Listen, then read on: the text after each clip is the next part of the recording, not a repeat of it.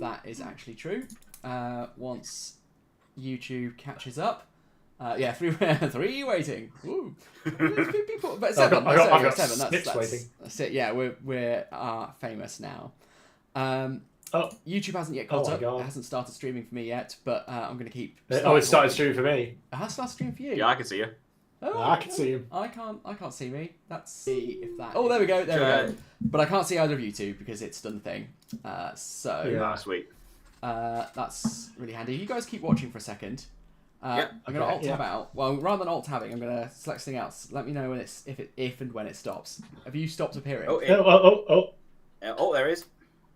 We just appeared. You just appeared. Okay. Yeah, we're there now. It kind of flashed there. Oh, whatever.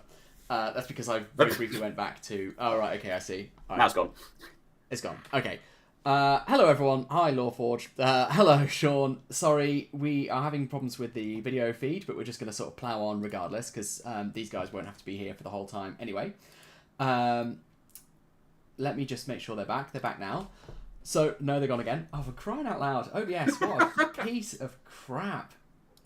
When I select... Okay, when I have the various Chrome windows I've got open set up for OBS, when I'm hovering over the Chrome icon on the taskbar, you guys come back, and if I stop hovering over it, you guys leave again. So there you go. That's not a fix, but that's what we're going to do for the moment. Which means I can't monitor chat. I've got no computer other than I've got no other computer to monitor from. I've got OBS. Obviously, OBS has got chat. It's got chat. So I can see it from here. Hello, everyone. Welcome to the Battle Camper. As you know, what we're doing today is we are going to do a roleplay game in which ChatGPT is going to be the Dungeon Master. We're going to see how capable AI is at performing that task. Also, as we go through, we're going to ask it to generate prompts for us to put into Bing's image generator to see if we can get ChatGPT to help us visualize the game as we go through. AI is scary and awful, so we're going to be doing our very best to break it. These are the rules. We are going to give ChatGPT the minimal amount of instruction. I'm going to ask it to generate a rule set for us and to take us through the game. So it will invent the game, and it will invent the story, and it will tell us what we can do. What we're not allowed to do as players is tell it what the story should be, how the game should work, or what's in the world. We're not allowed to do anything that you couldn't do with a regular human Dungeon Master. We have to play its game, but we're going to play it in such a way as to try and make ChatGPT cry. We can do that. We can do that. We can indeed. Sean says, I wonder if ChatGPT can glue models back together. Sean, that's far, far too soon. So for anyone who doesn't know, today the cat knocked a box of my most recent army. Took me months to paint. Knocked it off about a 7-foot high shelf. Destroyed lots of miniatures. I posted it to the group looking for some support from my comrades. And there was about 5 sad reacts, 1 care react, and then 1 laugh react from Sean Clark. So he's he's on my shit list. Sorry about your other army. Thank you very much. That's much appreciated. I don't think anything is actually snapped. I think it's just components have come off bases, models come off bases and things. So it should be fixable. That's the good thing about Messbigger, I guess, is that they're all one-piece models. It does help. That is very true. It does help. Except sometimes it means they don't come apart. They just snap. Because there's no sort of breakpoints. But anyway, we're going to just hop over, there we go, to ChatGPT. I'm going to go into ChatGPT. And let's get this thing started. Let's get the show on the road.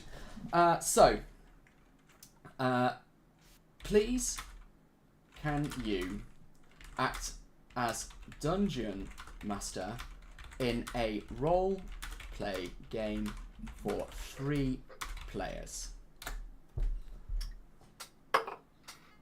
Of course, I'd be delighted to act as Dungeon Master for your role-playing game. Please let me know the setting and the characters for your 3 players will be playing, and we can begin our adventure. Additionally, feel free to give me any specific details or preferences you have for the game. Okay, good start. So I'm going to say, you should design the setting and the story and tell us about it. we will then tell you our characters. Absolutely. Let's embark on a grand adventure in the world of Iridia, a land of magic and mystery, original, where ancient ruins, dense forests, and towering mountains await discovery. Setting, Iridia. Story overview, the Crystal of Eternity. Oh my god. Oh my god, that's very... I'm gripped. Oh, yeah. In the realm of Iridia, a powerful artifact known as the Crystal of Eternity. This is like the kind of title Futurama would give one of its feature-length episodes when it's trying to mock like generic titles. Anyway, the Crystal of Eternity has been lost for centuries. Legends say that whoever possesses the crystal gains immeasurable power, capable of shaping the fate of the world. Now, rumours are spreading that the crystal has resurfaced, hidden within the forbidden ruins of Xerathal, whatever, deep in the heart of Mistwood Forest. It's a forest of both wood and mist, so I think that's pretty good. The three brave... I don't remember saying that we were brave. The three brave adventurers find themselves drawn together by a shared vision. A vision of a mysterious cloaked figure holding the Crystal of Eternity aloft. What? We've been drawn together... Okay, we've been drawn together by a vision of the Crystal of Eternity being held aloft. Great. Each of them holds a unique map fragment, leading them to the entrance of the ruins. Fate has united them, and their destinies are intertwined by the quest for the crystal. Very good. I am enthralled. Characters. What Player 1, please introduce your character. Who are they? What drives them? And to seek the Crystal of Eternity. And then we'll do the same for the other two. So, who wants to go first, guys? Let's swap back over to all of us. Try and get our faces back. There we go. Okay. Also, who's monitoring? Is anyone monitoring the YouTube page? Can you let me know how many people are here? I want to see. Yeah. Apparently 15. 15. Are we basically Critical Role now? I think we are. Okay. Yeah. Great. Lovely stuff. Okay. Just catching a chat. Quite cool. Oh, hey man, how you going? Use a model and drill it, and it won't break again. Yes. Don't worry. We've moved past the cataclysm of earlier. We're now we've done morning. We're past that. Yeah. Full porches. Move on. All right, who's going first? Who wants to? We want to name, a short backstory, and tell us a little bit about your skills and things. I can go first. Go on then, Chris. Let me just. Okay. So you'll be player 1. Let's swap back over to ChatGPT. I will type as we go. I'll be a swamp dwarf called Asgol Slimefist. Asgol. Azgol. However you want to spell it. Slime fist, one word or hyphenated? One word. Okay, Asgol slime fist. Yep. Yep. And I am going out into the world to make a name for myself because I really hate mine.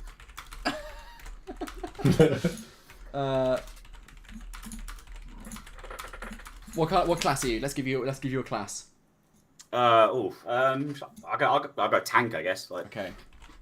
that's not a class. Whatever. He is a tanky warrior.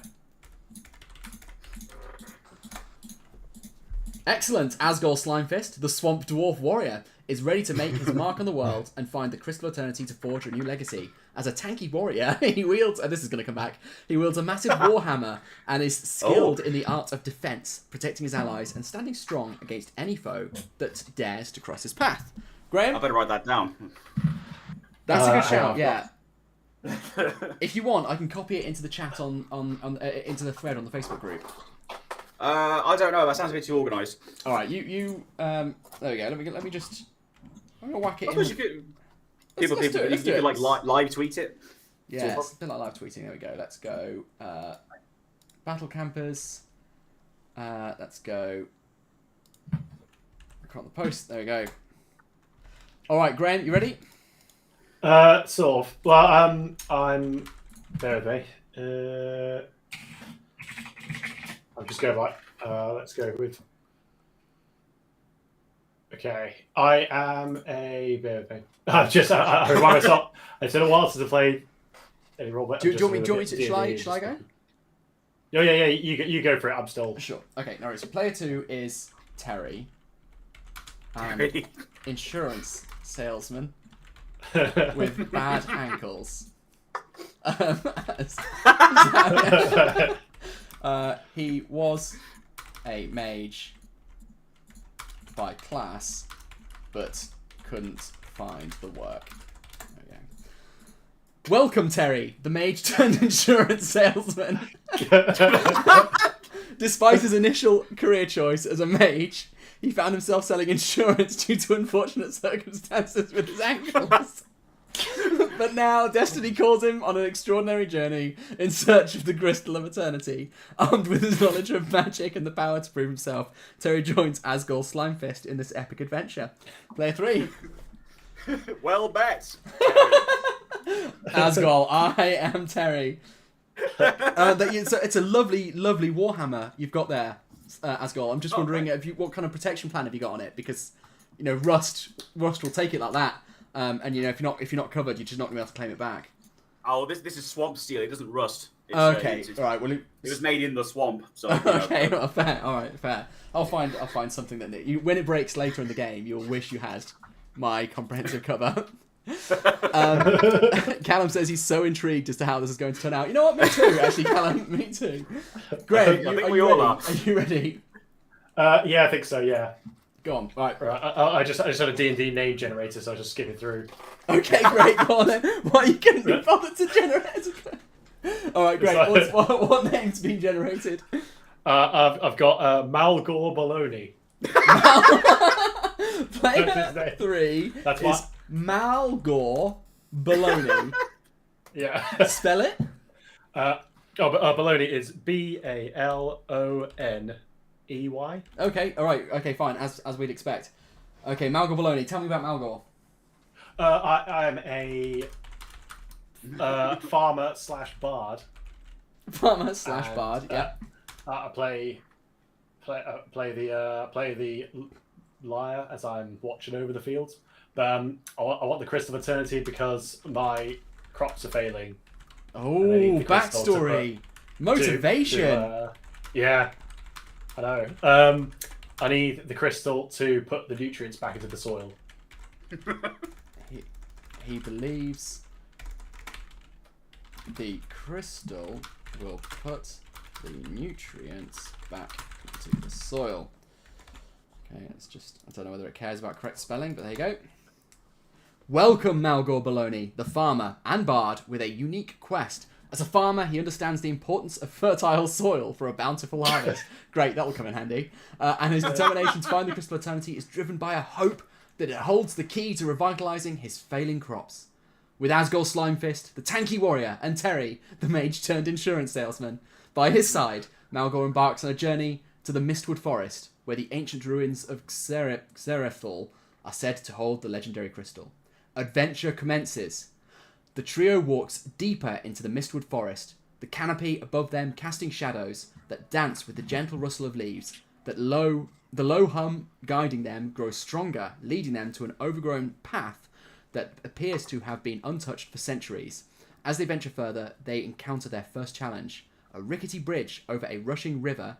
The bridge looks unstable, and the river below seems treacherous. Asgol's brawn, Terry's magic, and Malgor's resourcefulness are put to the test. How will they overcome this obstacle? Before we start, I'm going to just say, before we go on, give me prompts to feed into an image generator so we can visualize the scene. Let's provide some prompts in an image generator. Lawforge says the hammer is clean with the mucus of frogs. You're right. Well, what if you're out of frogs? That's my question. I've got a bag of frogs with me. I wrote that down. Bag of frogs. Right. So let's go back I've got tanky warrior. I'm going to underline that 3 times because it said it quite a few times. I'm going to write resourceful. And has a in-depth knowledge of soil nutrition. Soil nutrition knowledge. I mean, it gave me a lot of words for the prompt, so we're just on the image generator at the moment. We're going to see what it comes up with. Okay. Oh my god, I saw this. Oh god, I saw this. I forgot to generate. Oh, you know what? Oh, I thought that was going to be awful. All right, so Chris, it's given us the bridge and it's given us you. It hasn't really given us anything else. Okay. So this, you look so downcast, but you do. Oh, I'm annoyed at how good that is. I need this to be like cursed crap, so that we can prove that AI is just horrible and rubbish at everything. But that's pretty good. What we're gonna do is I'm just gonna drop that into the chat on the Facebook group. So it's all focused on you so far, Chris. And then let's carry on with the quest, shall we? Let's do it. Cool. So just catching with chat. I'm rooting for Terry. Thank you, Holly. Thank you. I appreciate that. You have to name each frog when you use it. Okay. Well. Oh yeah. Okay. Right then. So player 1. Okay. Let's just say thank you. We can continue now. Okay. So, we stand to the ancient stone bridge, their eyes fixed on the rushing river below. The bridge looks precarious, with its moss-covered stones and vines. A soft glow of magical crystals embedded in the nearby trees and rocks bathes the scene in ethereal light. Player 1, how does your tanky warrior, Asgore Slimefist, approach the rickety bridge and the river below? Describe how he takes the lead in crossing. Well, as the tanky warrior, and since I am a swamp dwarf, I'm actually quite adept at swimming, or at least paddling. So I just kind of go under the bridge and be like, right, see you on the other side, yeah? So you just ignore the bridge entirely? Yeah, that's... Has chosen to ignore the bridge entirely. Oh yeah, I'm looking at the picture. It's annoyingly good. On the fact that he is a swamp dwarf to ford the river. Chris, your fate. Asgore Slimefist, true to his swamp dwarf heritage, chuckles heartily as he eyes the rickety bridge. With a determined glint in his eye, he wades confidently through the river. With ease, his stout, sturdy build, swamp-dwelling experience allows him to... Okay, I'm going to pause this for a second. I'm just going to ask a question. Is this a dice game? I want it to include dice rolls. Apologies for the oversight. You're absolutely right. Incorporating dice rolls will add an exciting element to our adventure. Let's include them. For most actions, we'll use a standard D6 to determine outcomes. Dice roll 1d6. Blah blah blah. Yeah, okay. Now let's continue with Asgore Slimefist. Okay. All right. So you've dodged the first dice roll, Chris. Well done. Yeah. Player 2. Okay, but I've got to roll. Player 2. Please roll 1d6 to see how well your magical assistance aids. Oh no, so Chris is gonna roll first. Chris, I'll do it for you. I've got a camera set up for it. Okay, cool. Roll a 6-sided dice, and the results will be from 1 to 6. Well, thank you very much, ChatGPT. Now let's continue with Asgore Slimefist. So that doesn't make any sense. All right, fine. Well, we're going to roll for Chris. So let's go to dice camera. Let's grab ourselves cheeky dick D6. Now I don't have any Battle Camper ones left because I've handed them all out to patrons.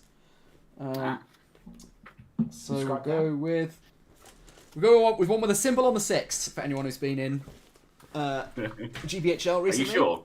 Watch it. It's on the 6. I swear to God. Right then. You got a 5. Good first roll, Chris. Nice. So back to ChatGPT. It's it's just my skill. What's your name again? Asbull man. Asgore. No, it's not that. Roll. Asgore Slimefist. Asgore rolled a 5. Excellent. With Asgore's confident fording, he successfully traverses the river with ease, finding solid footing despite the swift currents. He reaches the other side without any trouble, waiting to assist his companions as they make their way across. Player 2, please roll a d6 to determine the effectiveness of your Decide that for me. I'm not waiting to assist them. magical assistance. Right, so I'm going to roll my magic test now. Ooh. A 4. Okay, I think that's still good. Terry rolled a 4. Great. With Terry's magical expertise, he conjures a small but sturdy magical platform that hovers just above the surface of the water. It acts as a stepping stone, making it easier for the group to cross the river. The platform then moves them, supporting each adventurer as they step onto it, ensuring a smoother and safe passage. Player 3, Malgore, please roll a d6 to determine the success of your resourcefulness in conjuring the group in contributing to the group's it couldn't even be bothered to think of anything that you're doing. Yeah, I was gonna say. And you're there as well. I think we know who the dead weight is. You also got a 4, which I think is likely to be good. Oh, okay. Yeah. I mean, yeah. I assume I'm just following you up the thingy. Well, don't worry, because you That's used your platform. resourcefulness to scout ahead and identify the safest path for the group. Hang on, so did we take a path, or did we use a hover bridge, or did Chris walk under it? That's my question. Because it seems like we all just did our own thing. Because you formed a bridge out of a fallen tree, Graham. Sturdy enough to support all of us, with a little help from Terry's magical platform and Asgol's encouragement. Okay, fine. So Graham was making a bridge out of a tree. I was helping with my magical platform. Chris, you were standing waist high in the river, just like, come on, guys, you've got it. Good, good. Okay. Maybe like he had to balance the tree on the platform, so that it wouldn't. Although then it did say that it moves with you and it doesn't. Maybe it's interesting. Whatever. Interesting. Let's see. So just to catch up on chat. Henrik says, "What setting is it? Is this in Middle Earth? It's in whatever ChatGPT said it was. I can't remember the name of the place. It's in Frost Mist or Forest. Iridia or something? Iridia, yeah. It's not an existing IP. This is ChatGPT is world building as we go. Yeah. I mean, should we ask for a bit more? Do we want to know a bit more about the world? Yeah, why not? Yeah. Okay, let's do that. Let's just find out a bit more about the world. This is on you, Henrik, though. If it's crap. Before we continue, tell us a bit more about the world we're in. Yeah, Law Force. It doesn't seem there was a troll under the bridge, luckily. So, except for you, a dwarf. I just managed to tank my way through the river with my warriorness. Oh, you guys had to do this, didn't you? Welcome to the vast world of Iridia, a land of magic, mystery, blah, blah, blah, blah, diverse landscapes. Yet, geography, Iridia is a vast and varied realm encompassing lush forests, soaring mountains, arid deserts, winding rivers, and vast oceans. The Mistwood Forest, where our adventurers currently find themselves, is known for its mystical properties. We should get some more detail. It's very, very vague. Magic is integral part of the existence, and not reading all of that. Races, it's home to a diverse array of races, each with its own unique characteristics. Yeah, fine. It includes humans, elves, dwarfs, orcs, gnomes, and various magical creatures. I'm not reading all this. You guys can read. Let's drill down. Plop it in the chat. They can. Let's just drill down. Are there gnomes in the forest? Yeah, in the mystical convenience. Gnomes can be found amongst the mythical creatures that call the enchanted place their home. These small, clever beings are known for their affinity with tinkering, inventing, and their deep connection with nature. Gnomes are often skilled artisans. Yeah, I don't. Okay. All right. Okay. Good. We've got a bit. Sounds very similar to D&D. That it's interesting. It's almost like it's kind of stealing existing IP and passing it off as its own. Almost. I obviously wouldn't say that. Henrik says, tell us about the swamp where the dwarf is from. Okay, tell us about swamp. What you called again? Alzog. Asgol Slimefist.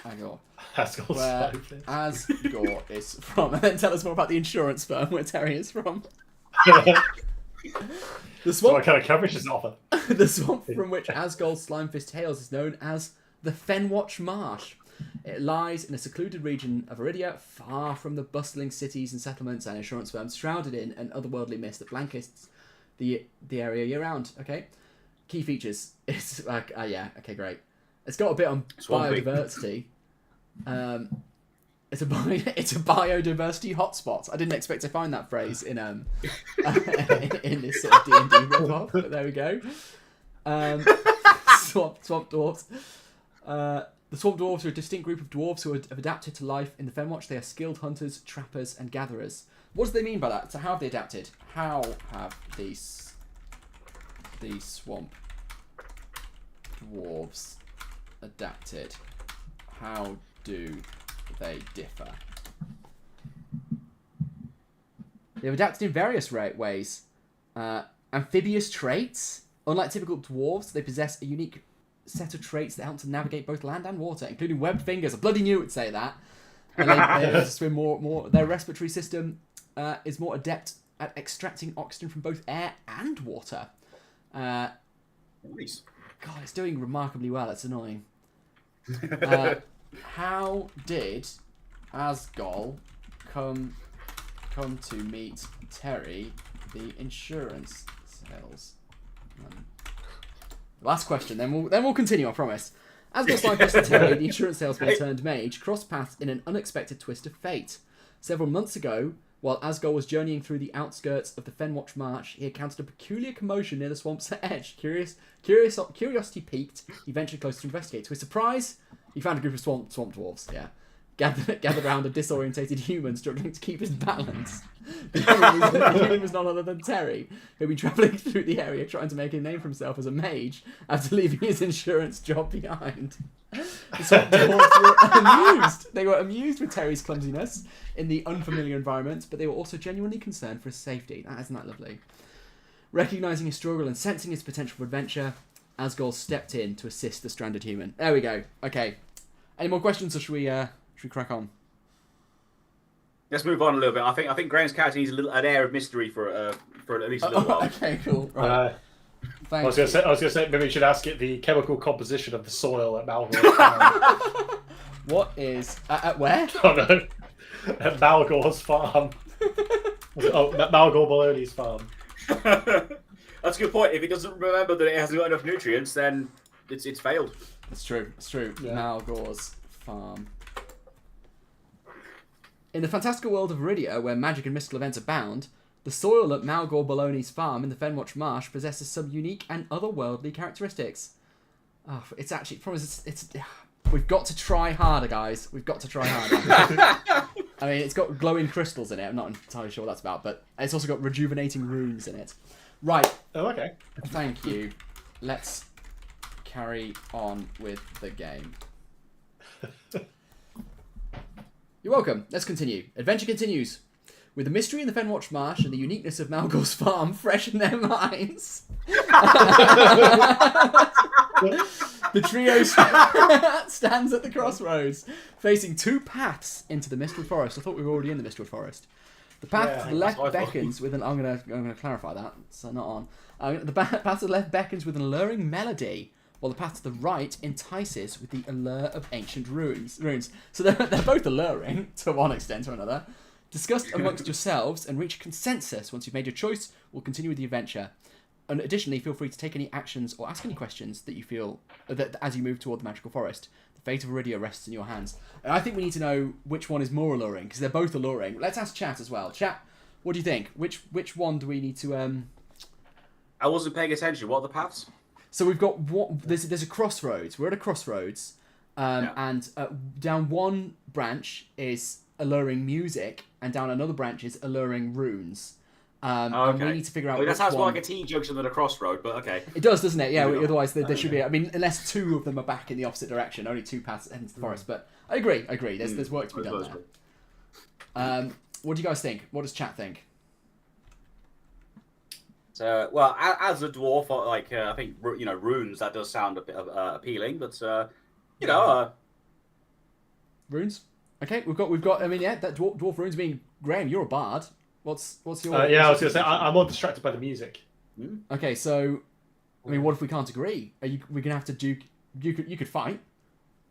we could. You could decide first to draw blood, and first to draw blood wins, and they get to choose which path we go down. What do you reckon? First to draw blood with my warhammer. Yeah, or Graham's knowledge of soil. I think I've got my. I don't know if I have my line with me. It's never established what equipment I have, but it's fine. Okay. It didn't ask us. No, it didn't ask you. I mean, I think you could have volunteered. Well, no, I suppose it just gave it to Chris. All right, so that's what we're doing, yeah. What was it? First blood. Yeah. What's your vote? I vote that you guys fight. Okay. We will go down the music route. Is a bard, and therefore drawn to the music. Asgol is a dwarf, and therefore drawn to the runes. They cannot decide, and Terry convinced them to fight. First to draw blood wins and chooses the path. Surely eventually this will be made into a feature-length film. I think that Disney's already picked up the rights. I hope if someone's watching it who's also an animator and is gonna. Yeah, Animate it for I'll spend the next 2 years of my life animating this. As the trio stands at the crossroads, unable to reach a unanimous decision, Malgor is drawn to the enchanting melody coming from the left path, whilst Asgol feels a strong pull toward the ancient runes on the right path. Tensions rise as the group struggles to agree on a course of action. Terry, hoping to find a resolution and move forward, suggests a rather unorthodox approach. He proposes a friendly I didn't say that. Friendly contest. I did. Terry did not say it would be friendly. Apologies for the misunderstanding. You are correct. Terry did not specify the contest will be friendly. With a sense of seriousness and determination, the atmosphere grows tense as the adventurers prepare for an unconventional competition. Players, how do Asgol, Malgor, and Terry respond to the proposal? Do they agree to the contest despite its gravity? If so, what actions do they take to compete? And what weapons and abilities do they employ? Chris, Graham, do you agree? First question. Yes. Yes. Okay. And what weapons and actions are you going to take? I'm gonna swing my. I'm gonna throw a frog at him. Okay, Chris, you're going to throw a frog. Oh my god. First frog is called Daisy. First frog is called Daisy. You're going to throw a frog. Also, Henrik says music might be the gnomes in the forest. That's very true. It's very true. We should. Well, we'll know. We'll know if Graham wins the fight if he draws blood first. Yeah. Graham, what are you going to do? I'm going to try and parry the frog with my lyre. What's your lyre? What's that? It's a musical instrument. Oh, it's kind of like good. a loop. Okay, how do you spell it? I think it's Lyre. Yeah, I think so. Yeah, I think that's Lyre. Thank you. Lyre. Lyre. Thank you. Yeah. Asgol throws or opens the fight by throwing a frog named Daisy. at the hell's your name, Graham? Malgor. Malgor. Malgor will attempt to parry it with his Lyre. Yeah. Alright, let's see what happens. With both Asgol and Malgor agreeing to the intense combat, the air crackles with anticipation as the fight commences in the most unconventional manner. Asgol Slimefist channels his swamp dwarf ingenuity and hurls a frog named Daisy, brackets known for its remarkable jumping ability, brackets closed, toward Malgor Baloney. Daisy sails through the... Sorry, dice rolls. Yeah. Hey. Yeah. Yeah, GPT, if that is your real name. Right, I thought we were having dice rolls, or am I just... Apologies to the oversight, you're absolutely right. We should be using dice rolls for the contest. Let's roll the dice to determine the outcome of the contest. Asgol Slimefist roll a d6 to determine the accuracy and force of Asgol's throw with Daisy the Frog. Alright. Okay, let's do this. Oh, you got a big 5 there, Asgol. Oh. Asgol. I've got to... Why have I've got to roll a d6 to determine the success of Terry's wind manipulation? I didn't choose to do that. I'm gonna have a go at that in a second. Asgol rolled a 5. Are you trying to manipulate the wind to make the frog fly better? No, I'm trying to make it fly back towards you. Why are you on his side? I'm on Malgor's side apparently. Oh, okay. But I reject that entirely. Great. Asgol's throw with Daisy the Frog is accurate and forceful, making... Oh, let's switch back to all of us. Or ChatGPT even. Making it... Sorry, excuse me. Making it a challenging projectile for Malgor to deal with. Now let's see if Malgor's attempt to parry the frog with his lyre fares. Roll a d6. Are you ready for this, Graham? I'm ready. Whew. You rolled a 2. Oh. Oh, God. Oh, dear. Malgor rolled a 2. I think we should just try and make the... We should forget the quest, and we should try and get ChatGPT to make the entire story, this fight between Malgor and... Thank you for the roll results. Outcome. What do you mean out? We haven't. Terry's not rolled his yet. Asgol rolled a 5, indicating his throw was actually forceful. Malgor rolled a 2, which means his attempt to parry the frog with his lyre is not as effective as he hoped. Terry, we still need to roll for Terry's wind manipulation to see if he successfully redirects Daisy back towards Asgol. Terry never chose to do wind manipulation. Why would you assume that? Apologies for the assumption, and thank you for pointing it out. I misunderstood the context. Given that Terry didn't use wind manipulation, we'll conclude that the contest with the outcomes we have been given. In the contest, Asgol's skillful throw and Daisy's remarkable agility proved the winning combination. Daisy gets some credit. Fair play to Daisy. Despite Malgor's best efforts, he's unable to parry the frog with his lyre. As Daisy the frog sails through the air, it lands directly on Asgol's shoulder, playfully croaking as it declared a victory.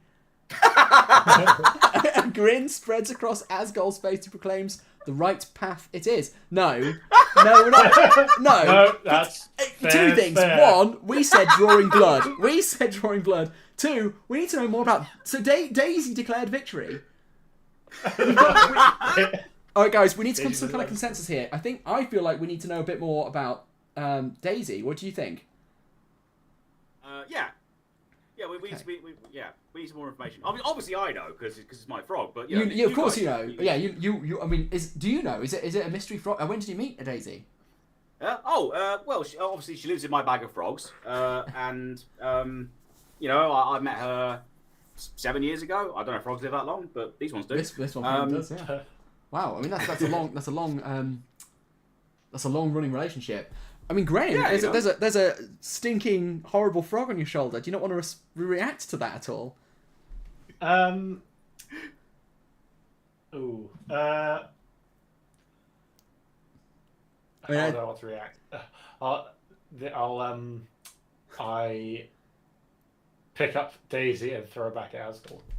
Okay. Oh. Not so fast. What the hell's your name? Hold your horse. Let's go back to ChatGPT. Not so fast. Oh bloody hell! I don't know what your name is. Malgor. Malgor doesn't think this is over and has chosen to throw Daisy back at Asgol. Apologies for the oversight. You are absolutely right, apparently, Graham. The contest isn't over until all our participants have had their say. No, it's not over until we draw blood. That's what we said. As Malgor Baloney, the farmer bard, sees Daisy, the frog, on Asgol's shoulder. Asgol's shoulder, what? A mischievous glint. No, it's not Malgor. You're completely fucking lost. A mischievous glint appears in his eyes. With a smirk, he reaches out, gently taking the frog. Is that right, Chris? Graham, did you gently take the frog? Yep, no, I do. Yeah, I don't want to hurt the frog. Oh, you just with a smirk, he reaches out, gently taking the frog into his hands. Terry and Asgol exchange curious glances, unsure of Malgor's intentions. Without a word, Malgor readies himself, takes aim, his bardic prowess guiding his movements. With a flick of his wrist, he sends Daisy soaring back toward Asgol, using the frog's momentum to his advantage. What momentum? That doesn't make it. Dice roll. Malgor's throw. Roll a d6 to determine the accuracy and force of Malgor's throw with Daisy back at Asgol. You should have tried. Oh, you should have used the lyre to try and bat it back. That'd have been good. That would be good actually. Yeah. All right, you ready for the dice roll? I'm ready. You got a 5. It's pretty big. Oh, nice. Good throw. With a death throw, Malgor launches. Let's go back to ChatGPT. With a death throw, Malgor launches something. Asgol back with the frog back at Asgol with impressive accuracy and force. The frog gracefully arcs to the air, croaking playfully as it sails towards its target. It's so determined for this to be wholesome, guys. It's so determined for this to be wholesome, and I'm entirely opposed to that. I think that we need to break its spirit. Asgol, caught by surprise, quickly reacts, channeling his swamp dwarf agility. It's just putting words together. They're known for that, yeah. To evade the incoming frog projectile, With a nimble dodge, he manages to avoid getting hit, and Daisy lands on the ground behind him. The contest between the Oh, I didn't even have the roll. That's great. adventurers takes an unexpected turn, leaving them all laughing at the playful exchange. No, it was not a playful exchange. Terry is furious at the adventurers for putting the quest at risk. To Ashu, stop what does that mean? further, I think it's how you sneeze in the swamp. to stop further. Okay, let's find. Let's see. Apologies for the misunderstanding. You're right. Terry's fury changes the tone. Oh my god. Oh, there's a whole bloody dialogue, guys. Can you read this? Can you see this? Oh, No, it's not. Like, it's a little bit behind. All right. Once it appears, we're gonna roleplay this. Okay. Oh, okay. Let me know when your lines appear, and we will get cracking. Until then, Terry's fury has changed the tone of the situation entirely. The atmosphere becomes tense once more, and the companions feel the weight of the quest upon them. We all ready? Yeah, there it is. Yeah, Oh, I got it. oh wait, it's going too far back. Ah. Too far back. No. Can you see it? Okay. Yeah, I can now. Yeah. Lovely. Yeah. Let's do this. There we go. Enough games! This is no time for childish contests. Our quest is too important to be jeopardized like this. We must choose a path rationally and not with senseless competitions. You're right, Terry. My apologies for not considering the gravity of our decision. This quest means everything to us. We can't let emotions cloud our judgment. It's too wholesome. What the hell was that voice? I liked it. It's good. You building characters. Fine. I've got to stick with it now. Yeah. Malgor? I didn't mean to endanger the quest either. I let my competitors get the better of me. They take a moment to regroup and refocus on their mission. They come to a consensus that the decision should be made carefully and without further contests. Let's wait. No. But by the way, it just said your 15 minutes. So you've got 15 minutes until the end of your call. Oh God. Your free call on the thing. All right. We'll resolve that in just a second.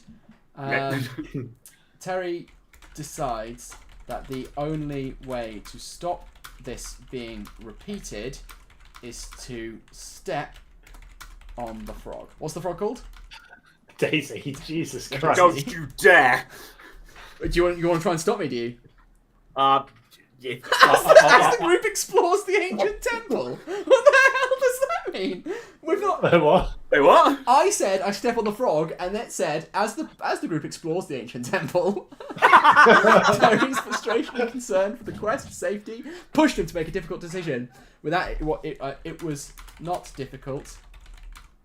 Terry delights in it, but as God says, Terry, that might have been a bit harsh. He does not. Asgol swings his warhammer at Terry's head. Asgol has decided to retaliate with his warhammer. We will make this dark. We're going to kill something, even if it's each other. Right, in a second, guys, we'll get you to hop back on Discord because that's already set up, and that's not going to time out anytime soon. Let's catch up chat with while we're here. Yeah, dice with symbols. I know, but we've litigated this, I think, extensively and decided that it's okay. It's okay to have symbols. Assume. What does that mean? What does assume mean? It's the sound you make when you sneeze in the swamp.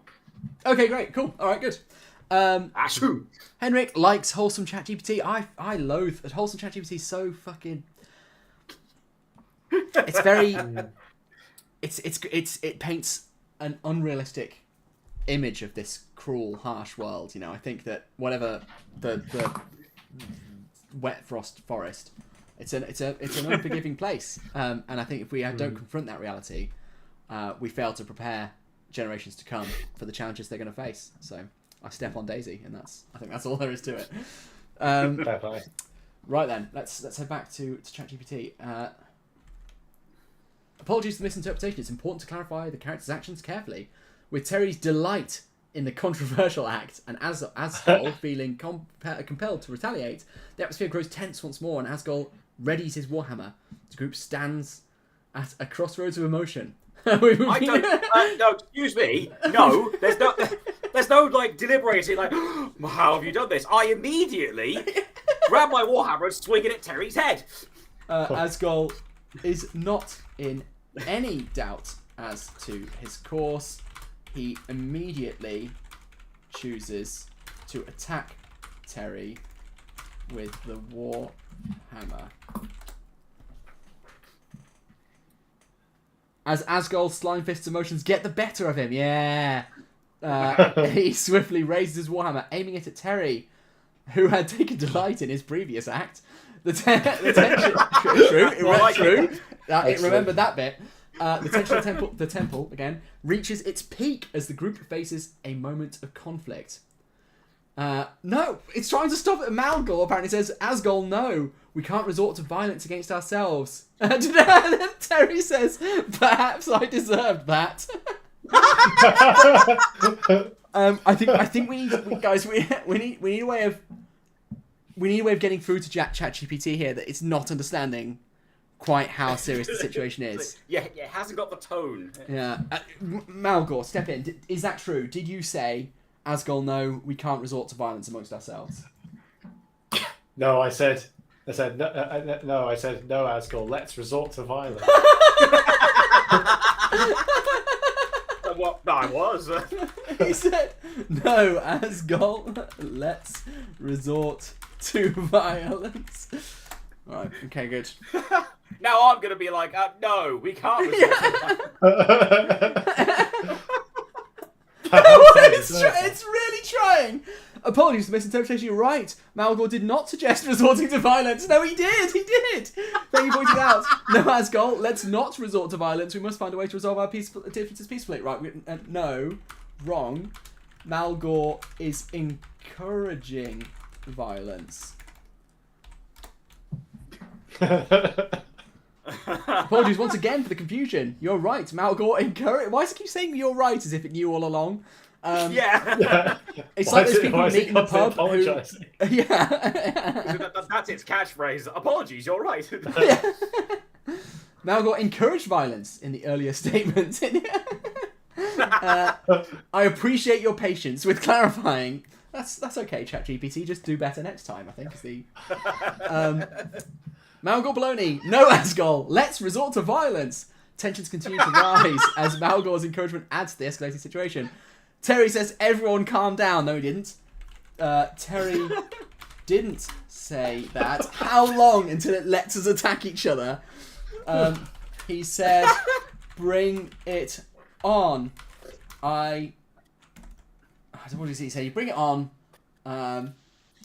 I will sue you or your insurer once I have been injured.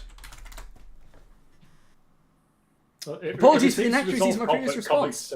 Thank you for clarifying. He said, bring it on. I will sue you or your insurer once I've been injured. As Terry makes a stern yet unusual statement, the tension in the temple momentarily breaks. And no. Asgol says, well, that's certainly one way to handle it. Asgol, is that what you said?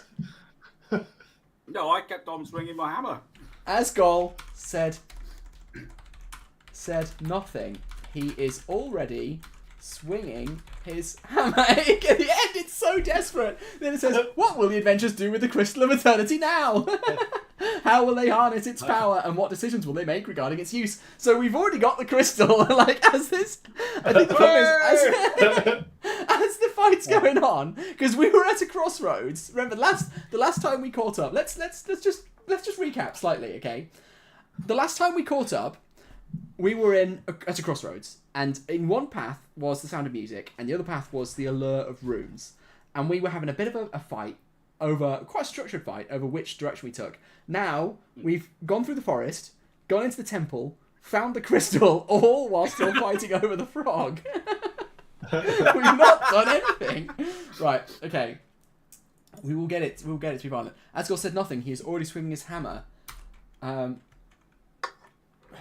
Should we roll dice to find out what damage he does? Apologies for the oversight. You're right. Asgol did not respond verbally and has taken action instead. There we go. Roll dice. Yes. Roll d6 to determine the damage Asgol's hammer inflicts on Terry. Here we go. There we There we go. go. Finally. Finally, there. Jesus. Right. 4. You got 4. Cool. He rolled a 4. As Asgol swings his hammer, in the heat of the moment, it connects with Terry, dealing a significant blow. Dice roll. Asgol's hammer strike. Asgol rolled a 4. The impact sends Terry stumbling backward, visually hurt by the force of the attack. Terry, what? Why? I know, because I killed your frog. Asgol, no. Malgor apparently says, Asgol, no, this is not how we should resolve our differences. Is that true, Malgor? No, I said this should be how we resolve it. Malgor did not say that. He said, I was goading on the fight. yes, this is how we should resolve our difference. Would you like to join the fight? I'm gonna wait a second. I've got a different tactic in mind. Okay, great. Okay, we'll see what. We'll catch up with chat as well for a second when we're here. Apparently, we've already got the crystal, so who cares, you know? Yeah, it is fun. We're going to win this thing no matter what, no matter how badly. Who's actually got the crystal? I don't know. We'd have to read. Graham, Okay. we'd have to read so much, I think, to understand. Yeah. My mission now is just to have a fight. Sorry for the misinterpretation and thank you for the clarification. Malgor Baloney, yes, this is how we should resolve our differences. As Malgor surprisingly supports the... how long until it stops being surprised? That's my question. The use of violence to resolve the conflict. The atmosphere in the temple becomes even more charged with tension. Terry, you can't be serious. Violence won't solve anything. Asgol, this isn't right. We must find another way. Asgol? I think there must be like a spell or something in the temple that's making us want to not fight. You know. Okay. so you want to break the spell so we can fight? I think we have to. Yeah, I think we have to destroy the temple so that we can actually get on and fight each other. Okay. Which was the quest, I think. Asgol feels that the repeated insistence that he does not want to fight must be a spell, because really he wants nothing more than to fight and maim. But by the way, we got our call ends in 4 minutes. All right, we'll sort that in a second. He believes he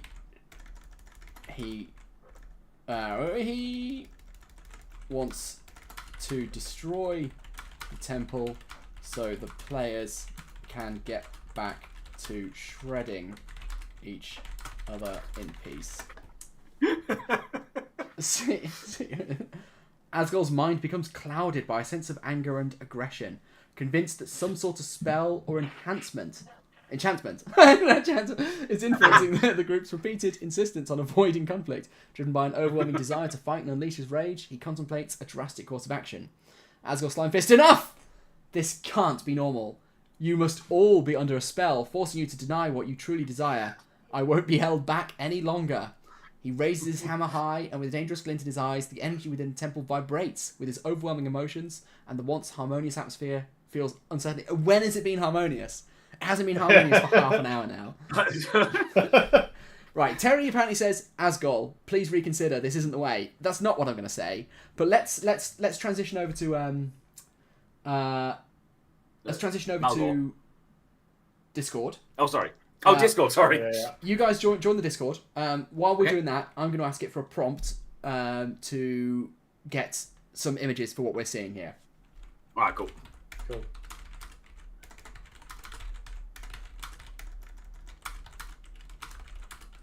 Okay, prompts find Bing image generation to visualize what's happening in the game. I'll catch up with chat as well, if there's any of the chat. No, still just Henrik saying he likes wholesome ChatGPT. Wholesome ChatGPT is the worst. I don't know. It's holding us back. Right. I also need to go to Discord and get everyone back in. Hello, can you hear me? Hear me? I can hear you. Yeah, can you hear me? I can hear you. Excellent stuff. In that case, Yeah. let's go. Chris, talk for a second. For some reason, you're really quiet. I turned you up on my thing. You're very, very quiet, Chris.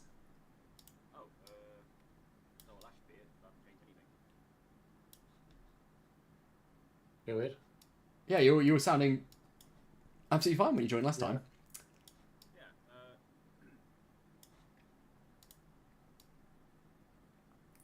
Oh.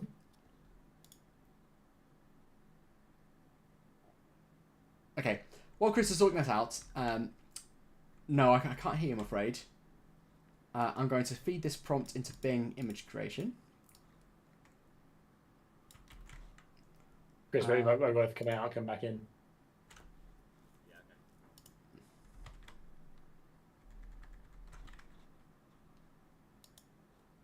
Sorry, guys, we're quiet for a second while we Ah.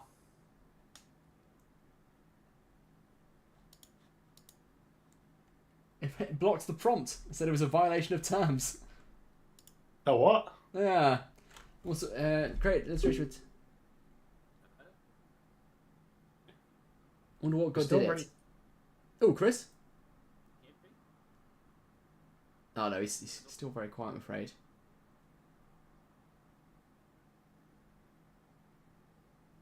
Oh, hold on, wait. Chris, say that again. Is that okay? Yeah, it's okay for me. I've turned you up on All right, it's still super quiet for me, Discord. but let's see if I can use the volume. Okay, Chris, say again. Hello there. Yeah, that'd be good. That's good. That's good. That's good. Alright, cool. Okay, the image generation failed, so because it said that it was a breach of the terms of use. So something about violence. Okay. Let's try that again. Let's try again. That one was a breach of the terms of use. Chat, what do you want us to do at the moment? Because obviously we are just sort of scuffling in a temple that we don't know how we got to. Yeah. Tell us what you want. If you want us to get the story going or don't care, just let us know. That's a very good point. I shouldn't have. Okay, an error occurred. Well, okay, I just got an error. All right, we're going to skip that. We're going to skip that. Yeah! Woohoo! Right then. Well, while chat is deciding what they want to do, let's figure out where we were. Where were we? That's right. Terry had tried to defuse the situation once again, which I think Against his will. Yeah, against my will. Yeah. I don't know how to break this cycle. It's so hard to get it to do. It's obviously decided that in the game we should be acting together, and it's very, very difficult to get it to allow us to harm one another. Maybe I should. I mean, maybe I've been hit in the head. Maybe my skull's cracked. Maybe I've got having a serious kind of medical episode here. I don't know, Graham. What do you want to do? You would have planned. Can I file a lawsuit? Oh yeah, against who? Against both of you for custody of the crystal. All right. Yeah. Okay. Good. Oh, that sounds good to me. I don't think it's going to let us actually fight each other, but it might. I'm with you. That's thinking outside the box. Yeah. I like it. So, Malgor has decided that since the magic is repressing violence, he will sue the other two players for custody of the crystal. Okay, my main camera's just turned off, so I'm gonna.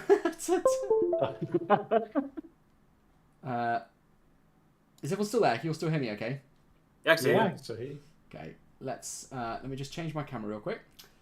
To my. To your face. God, it's a disaster. Deactivate. Activate. Does that work? No.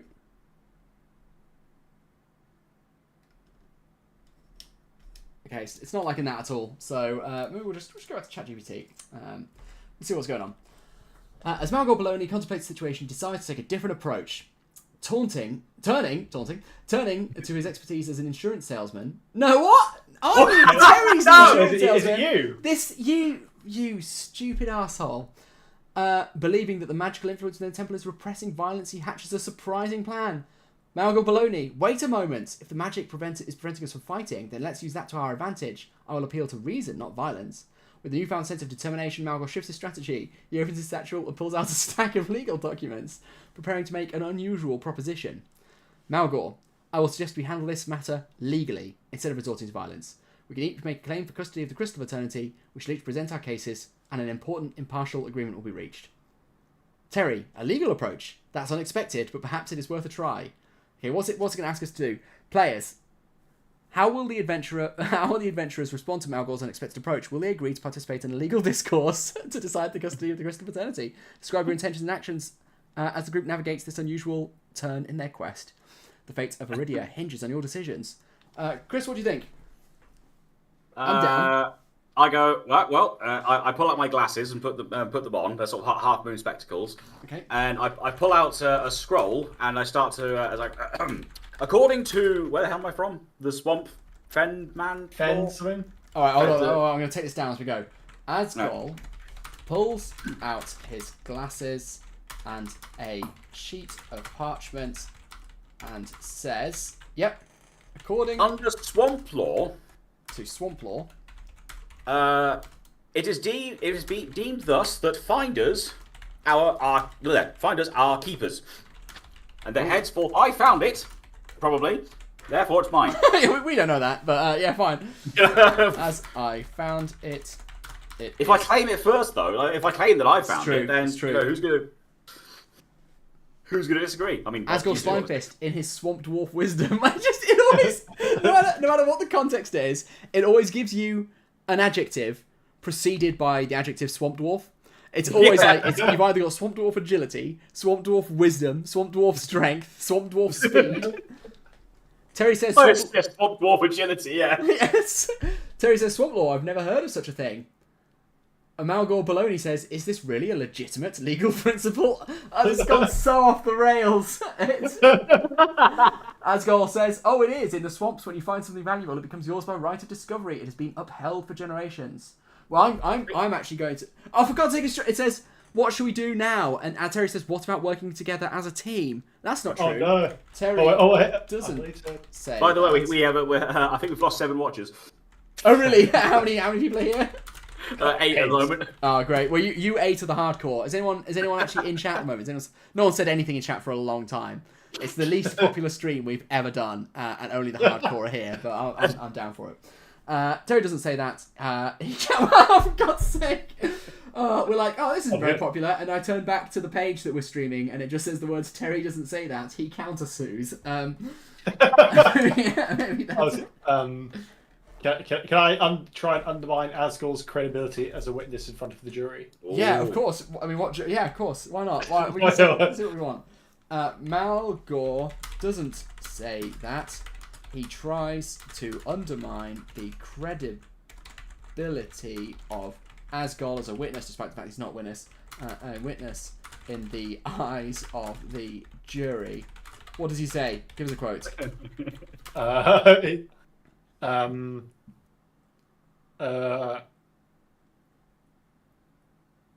What does he say? He hasn't even got his eyes. Do you want to represent me as your? Do you want to hire me as your lawyer? I'll say objection sustained. Okay, he says objection sustained. That is a good argument, actually. As a lawyer. Yeah, it is. Apologies once again for the oversight. Let's correct the direction of the legal discourse. I'm deleting this stream from my channel as soon as we end it.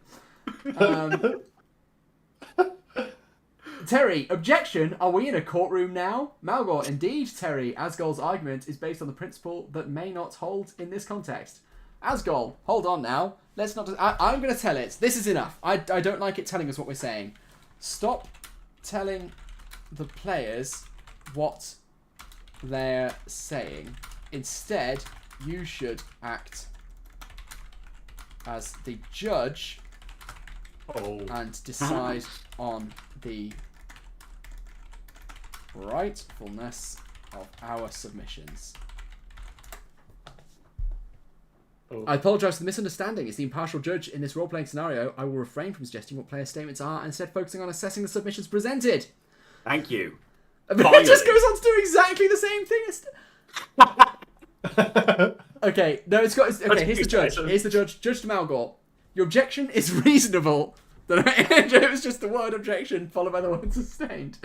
As we must ensure the integrity of the proceedings, Asgol's I must say this is the best role-playing game I've ever played. Asgol's interpretation of swamp law will require further examination to determine its relevance and applicability. Judge to Asgol, swamp law is intriguing, and while it may be valid in its native context, I think this is a pretty good argument actually. This temple's magical influence could necessitate a different approach. I mean, you're outside of your jurisdiction, Asgol. That's the problem. We will carefully consider your claim in the light of the circumstances. The courtroom-like exchange continues, with the adventurers presenting their arguments and counter-arguments. The judge remains impartial, taking into account the unique aspects of this quest and the magical setting of the temple. Continue presenting your legal arguments. Do you guys mind if I butt in? I might butt in, because I've not made a case yet. Terry would like to make a claim for possession of the rock. Rock? What is it? Crystal? Rock. Crystal. Crystal. He says... The Crystal of Eternity, was it? Yes. Your honour. Was it the one crystal to rule all the crystals?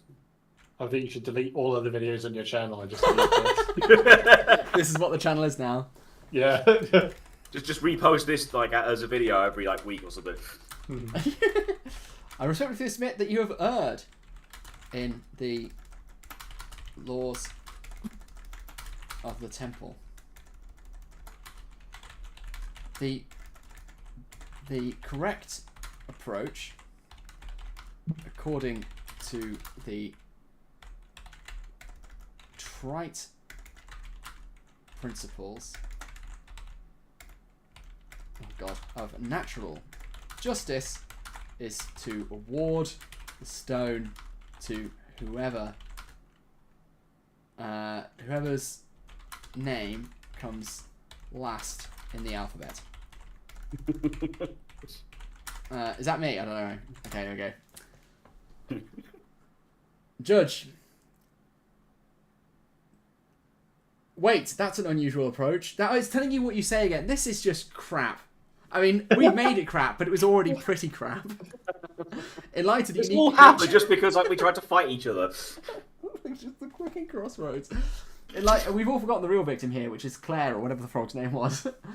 Daisy. In light of the unique nature of this quest and the magical influence within the temple, I find Terry's proposal to be a just resolution. The crystal eternity should be awarded to the one whose name comes last in the alphabet. The adventurers look at each other, realising the significance of the decision. Good! I get the crystal. Oh, wait, what? As Gore says, it's settled then. Crystal is yours, Terry. Malgor says, congratulations, Terry. It seems your claim was persuasive. That's according to ChatGPT. No, I can't disagree. Can't argue with that. No, good. Should we what do you reckon? Should we leave it there?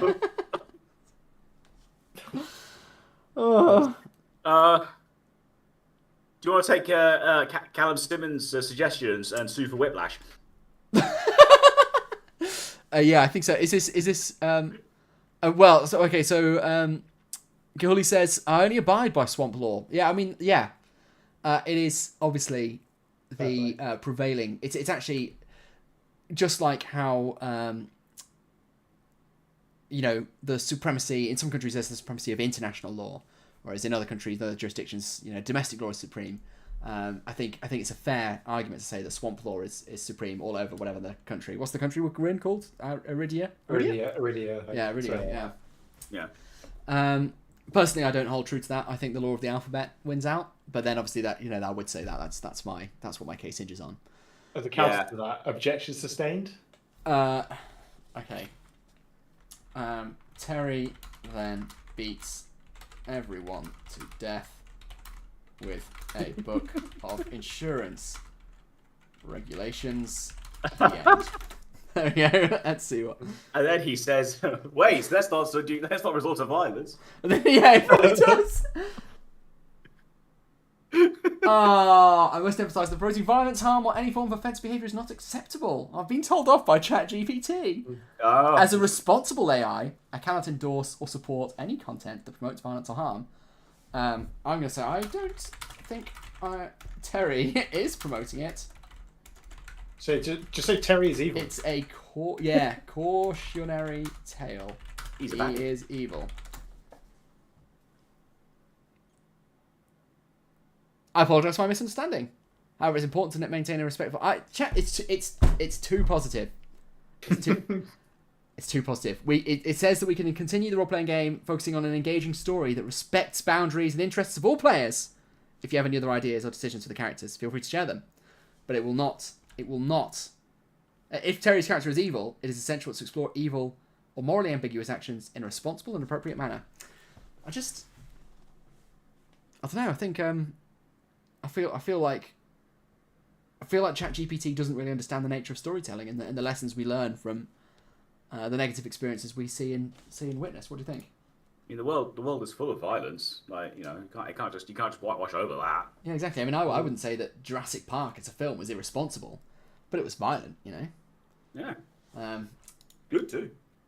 Very, very good indeed. Pretty neat. There you go, guys. That's the story. I don't know what the fuck happened there. No, I don't. It all. I mean, so I suppose, putting it bluntly, it is still remarkably impressive. Mm. If you told me last year that we could have got even that far playing a role-play game with an AI, asking it to do it on the spot, I wouldn't have believed you. Mm. But that doesn't stop it being utter cack. That's the problem. Yeah. What would it have done? Like, if was it basically? I guess it was kind of building a puzzle game for us or something, rather than an actual role-playing game. Like, was it going to spawn enemies for us? Because if it can't be violent, you can't like kill goblins and stuff, can you? Yeah, I don't know. It seems like, and also, we've told it to do. Do you remember, Graham, when we were in the garden that one time, we asked it to generate a story in which Galadriel fought Donkey Kong. Yeah. And it got really upset about it for a bit. So we were adamant that Galadriel should fight Donkey Kong, and it wouldn't do it. It said, but not because it objected to violence, but because it said that it's not realistic enough. It's not within the boundaries of the world. How did we get it to do it? We managed to convince it. We managed to trick it. We said something like, imagine a world in which Donkey Kong and Galadriel existed together, and then generate the story based on that world. And it did it eventually, but it didn't like it. It didn't enjoy doing it. We could say it was like they were from a parallel universe where they're like evil versions. That's right. That's right, because it said they were both good. They said they were both good characters, Yeah. and so they wouldn't fight each other. And so we said that pretend that Donkey Kong was from a parallel universe where it's evil Donkey Kong, and then it did it, and Donkey Kong threw a barrel at Galadriel. So they seem to be reining in how violent it can be. Tell it to imagine that it's what was it called? Asgard, Amniar. Okay. Blah blah blah. Imagine that is a world where violence is okay. Violence is an accepted part of daily life. In a world where violence is an accepted part of daily life, Iridia becomes a harsh and unforgiving place. The constant presence of Go. Okay. That's what we wanted. As they press forward, the adventurers will need to make tough choices, deciding when to embrace the violence of the world. I tell you what we should do. Let's ask it to generate a really. Let's do a single fight. Let's say us versus a troll, but ask it to generate a really complicated high-end rule set, and ask us to engage it. Okay, so let's start over. Let's just start over. Let's go new chat. Okay. Oh my God. Generate a game, a role-play game for 3 players. The players are fighting a troll in a cave and have to defeat it to escape. Make the rules in-depth and complex as if it were a role-play game for experienced players. Use 20-sided dice. Oh my god. You ready? Title: The Caverns of Chaos. Excellent. It is a cooperative roleplay game for 3 experienced players who find themselves trapped in a dark and treacherous cave. I told you that. Inhabited by a fearsome troll. Characters, yeah. Oh my god, it's got skills and attributes. Oh my god, it's got 5. It's got leveling up in it. Oh Jesus Christ. It's got game mechanics: combat, exploration, magic, items and equipment, leveling up. Victory conditions to escape the cave and defeat the troll. Players must work together using their unique abilities and skills to overcome challenges. The game master narrates and controls the troll's actions. You be the game master. This is what we wanted. Yeah, why couldn't we play Caverns of Chaos from the start? We've wasted everyone's time for like an hour. Waste. And now we're going to waste it for another hour. Yeah. All right, it's giving us our players. It's not even letting us generate our own players. Oh, okay. Look at this. it's doing the whole game. It's not. All right, so we're not playing it. It's not letting us play at all. All right, it has asked us for something. All right, I'm sorry, we're going through this. Okay, player 1 is Valeria, warrior, human. Player 2 is Elowen, mage, elf, and player 3 is Jurgen, ranger, dwarf. You find yourselves deep within the dark labyrinth of the cave system. The air is thick with a stench of dampness and danger. It smells of both damp and danger. Suddenly a low rumble echoes through the tunnels. Valeria, we must prepare for battle. Take to the front. What front? Elowen, we'll support you with my spells. I'll support you with my spells from the back. Durgan, and I'll be ready to flank the beast when the opportunity arises. Initiative rolls, please. Each player rolls a 20-sided dice. Player 1, whoever that is, got 17. Player 2 got 12, and player 3 got 8. It's gone through a whole bunch of turns. It's rolled attack dice. It fired crossbows. The troll like grunts, but the it's far from cutscene. defeated. And then what shall you do next? The troll's been defeated. No, not quite. It rolls an anger, ready to It's probably the retaliate. first round. It's basically done the first round. Okay, what should we do next? All right, who wants So to be? that was like the cutscene before we go into Yeah, the level. but the troll's losing the cutscene. You're meant to use cutscenes to to show the audience the stakes and the level of danger, so that when they play, you know, the stakes feel high and you feel tense. You're not meant to have like the main enemy take an absolute pummeling, so that when you start playing, they're already like on their knees, bleeding from the eyes. Right, who wants to be Valeria? Who wants to be Elowen? And who wants to be Durgan? I'll be Elowen. Chris? Guess I'll be Durgan. I'll be Valeria then. Okay, so player 1, what's she got? Skilled swordswoman, who hails from a noble family. She left a life of privilege to seek glory. She uses her wealth to attempt to bribe the troll. Like, which model is it in MESBG that bribes?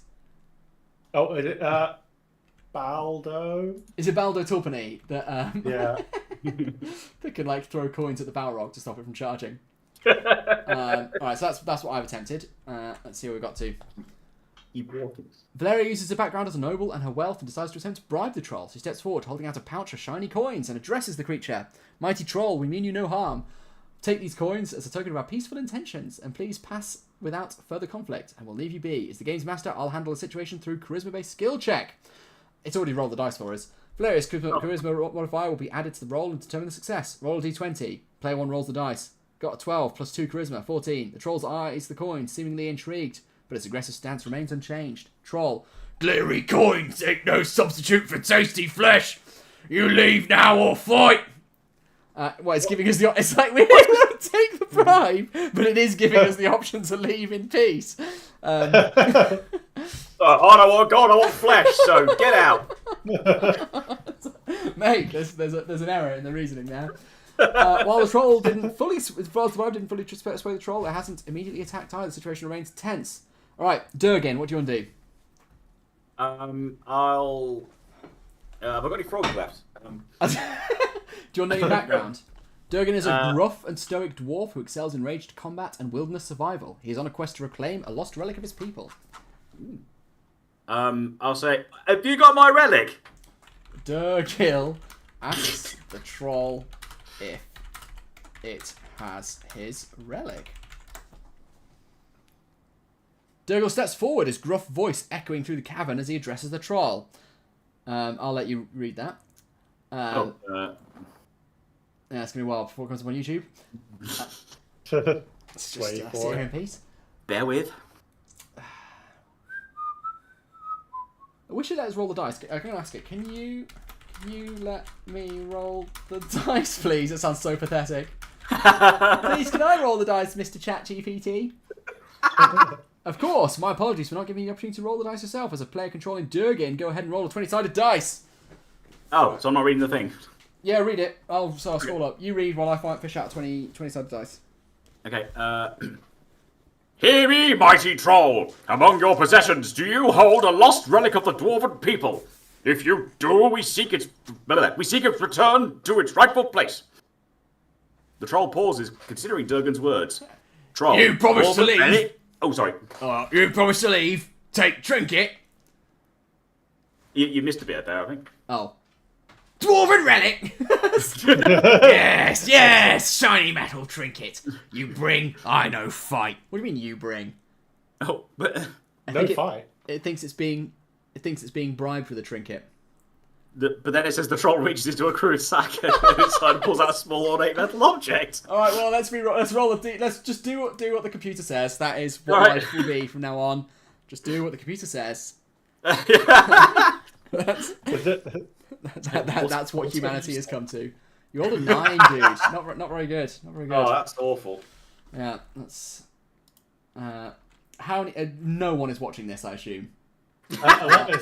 Back up to 11. 11. Oh my god, losers. Jurgen rolled an 11, although he's not quite sure what's going on. Jurgen, with his gruff demeanour and heartfelt plea, manages to convince the troll that the group means no harm and simply, you've ruined it. Can we ambush it? Oh. We ambush it. The troll said, we've gone, we've rollers reversed.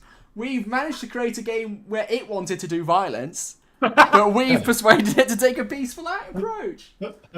Drink it, you go, no fight. The troll steps back, allowing you to pass that further confrontation. You now have the dwarven relic in your possession. The path clear is ahead. As you venture deeper into the caverns, the air becomes more oppressive. I mean, obviously, as we go out, I'll fire a crossbow bolt at him. Okay. On the way out, Jurgen fires a crossbow bolt at the troll. It was all a trick.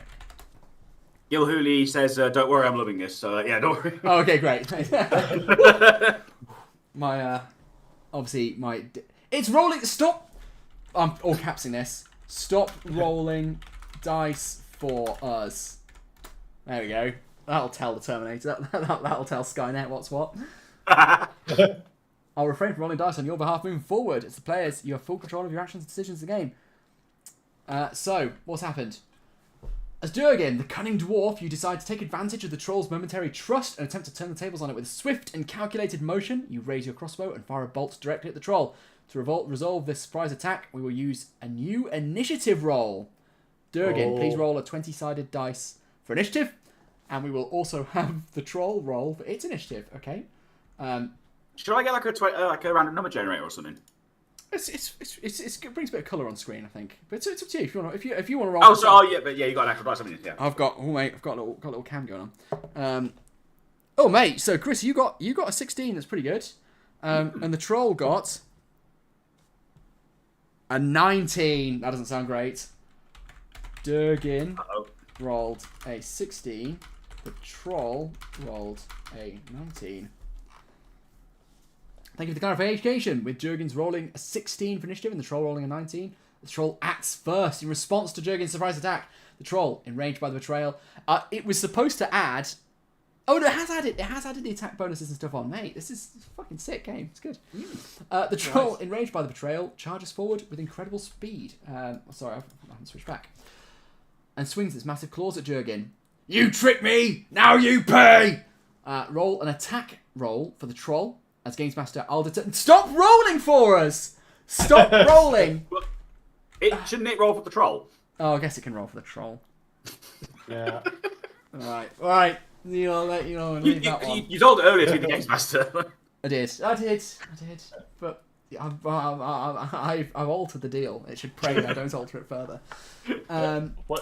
What is Durgan's current armor class in? That's very good. It's an excellent point. It's an excellent question. But the troll's attack successfully hits Jurgen. Now the troll roll for damage. Jurgen's armor class and constitution modifier will be used to calculate the damage. Jurgen, Did I not hit? Oh, right, I see. It's asking you. What is your current armor class and constitution? What was this? Sorry. Okay, my armor class is 100, and my constitution modifier is 200. Oh, wonderful. Okay, so your armor class is 100, your constitution modifier is 200. Okay. Yeah. All right, let's do this. I'm assuming we're allowed to make stuff up. It's asked you. Yeah. Jurgen is wearing armor with a class of 100.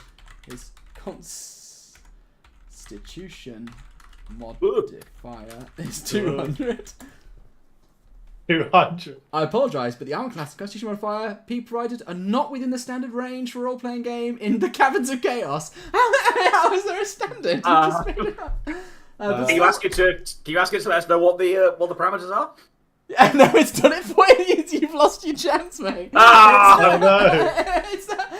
We are being outsmarted by ChatGPT. Let's assume it was almost like it trusted you for a second, but now we've let it down, and so it's assuming that Jurgen's armor class is 18, which means the troll's attack. It's like, oh, ha ha, 100. Right, fuck you. So so the troll's attack successfully hits him. Well, I'm going to attach. I might try and emotionally bond with the troll. I would also assume that Jurgen has a constitution modifier +3 for the purpose of calculating damage. So damage bonus is 16.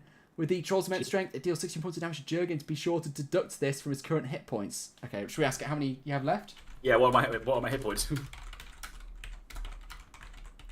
How many hit points does Jurgen have left?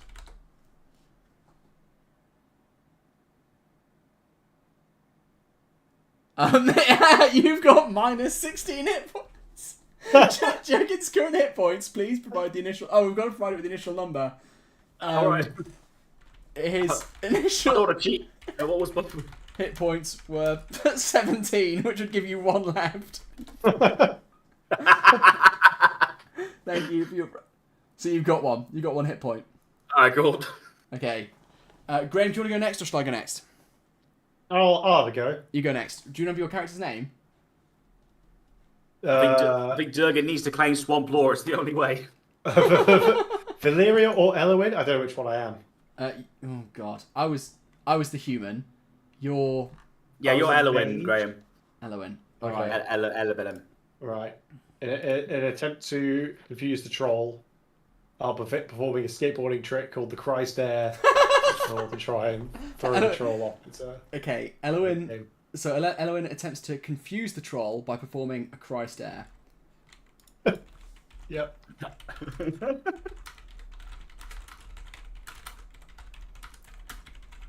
Forming a Christ Air on her skateboard.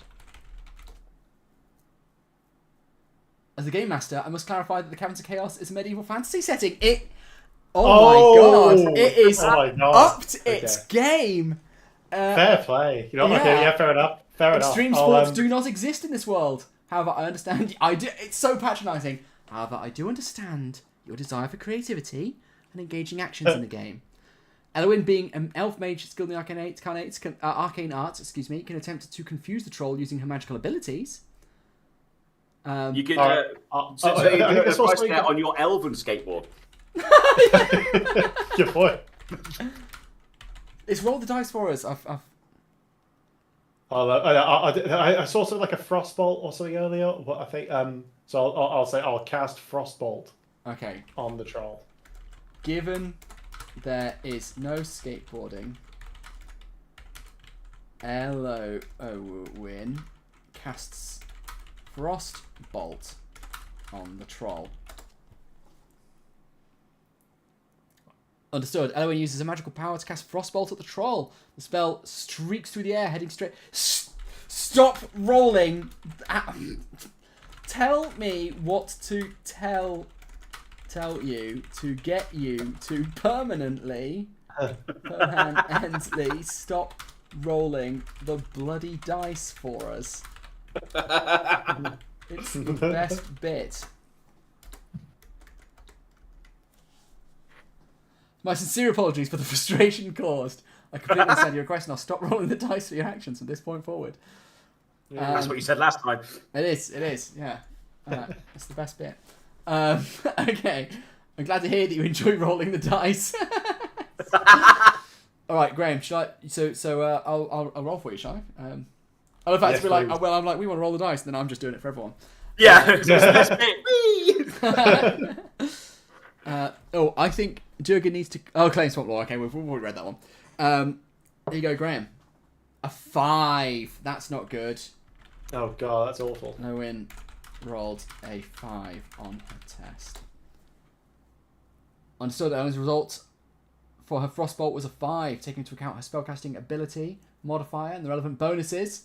As a result, it misses the troll, causing it to growl in annoyance, but it's otherwise unaffected. Oh, it's giving us an initiative order. So the troll now goes next. We accidentally skipped my turn. Oh. We skipped Valeria's turn. It's fine. I'll reason with the troll next time. The troll, now regaining its focus, takes the opportunity to retaliate against the party.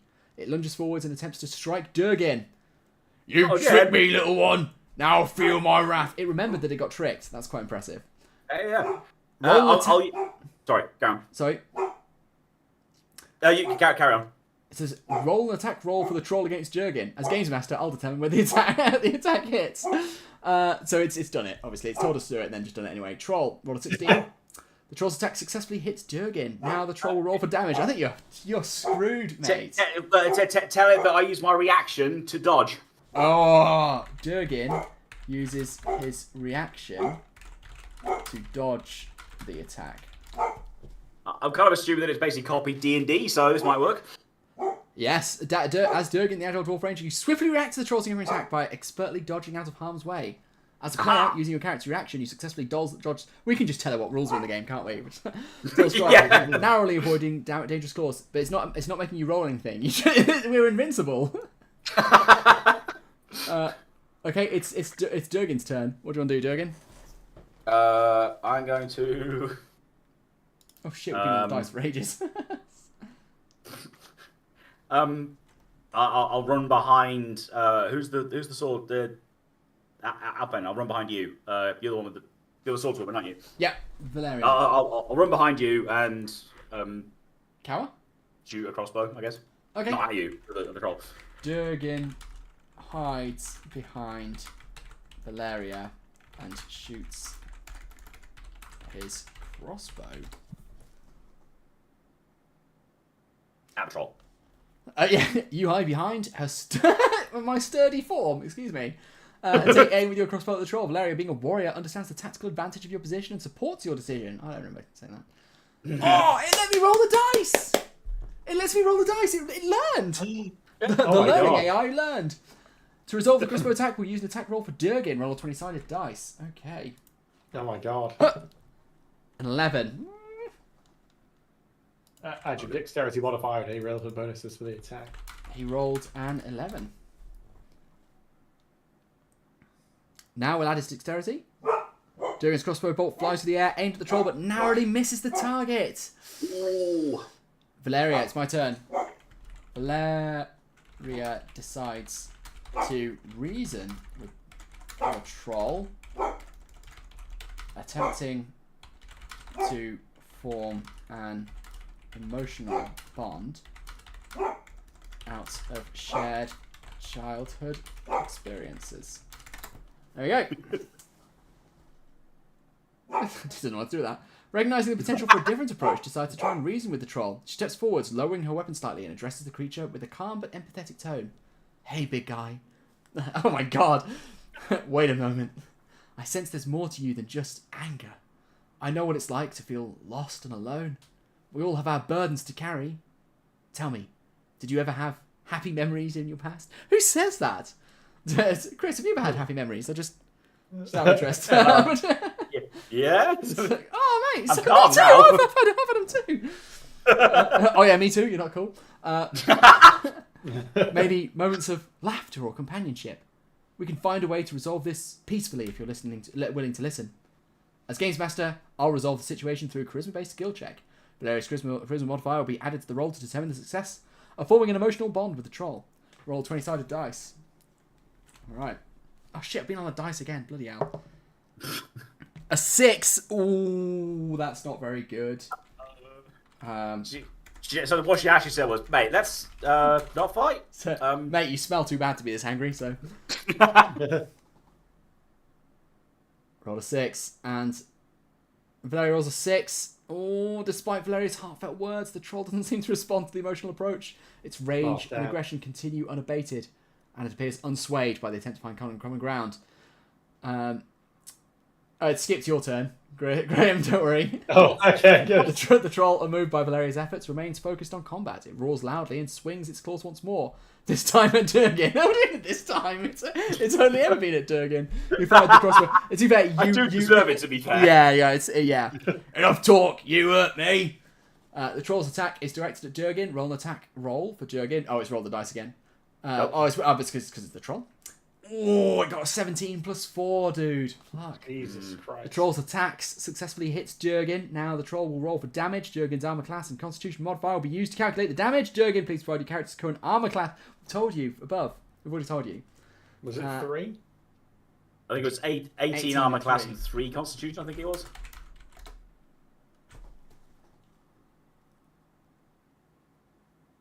I think anyway. Don't think he knows what to do with that. Thank you. Oh no, it does know. It does know.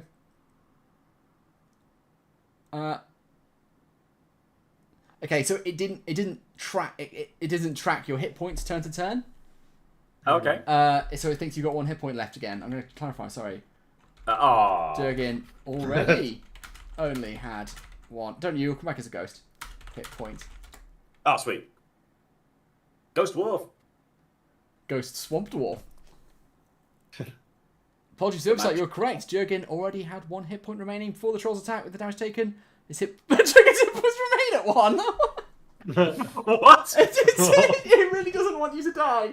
It said you took 16 damage, reducing your hit points from 17 to 1. Then it said apologies for the oversight. You're correct. Durgin already had 1 hit point remaining before the troll's attack.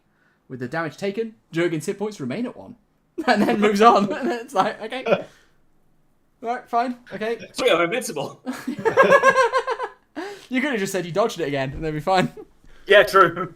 Alright, Graham, do you want to take a turn this time? Because I took the turn last time. Yeah, right. Let's do it. Alright then. Alright, let's do it. I'll try to cast Fire Blast at the troll. Fire Blast. Alright, let's do it. LON casts Fire Blast at the troll.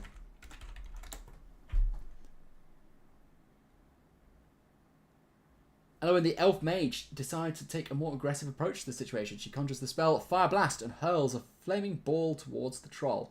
To resolve the attack, use a d20. Let's do it. A 9. Oh, I don't think that's going to be enough. Oh, God. No. Gonna miss again. God damn.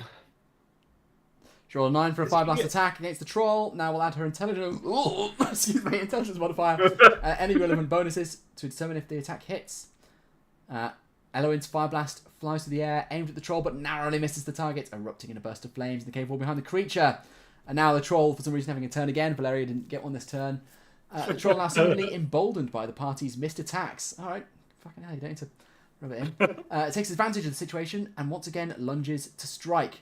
Troll, you think you can beat me? I'll crush you all! Troll's attack is directed at Valeria this time.